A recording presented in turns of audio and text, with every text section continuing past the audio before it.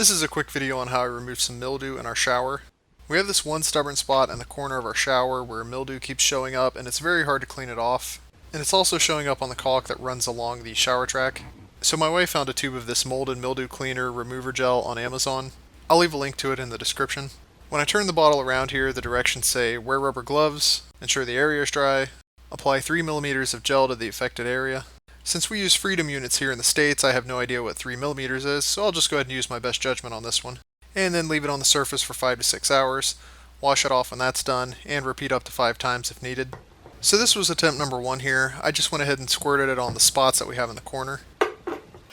And I also coated the disaster that we have along the shower track. The spots here in the corner did look much better after the first attempt.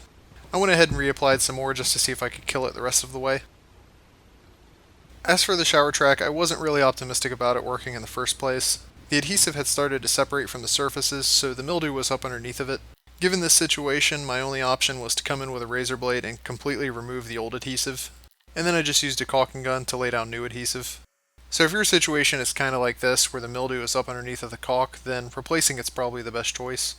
As for the spots in the corner where the mildew was on top of the adhesive, it did make a big difference.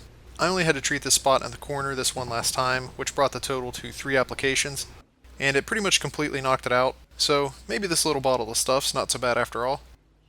Alright, that's pretty much all there is for this video. Hit like if it was helpful, and thanks for watching.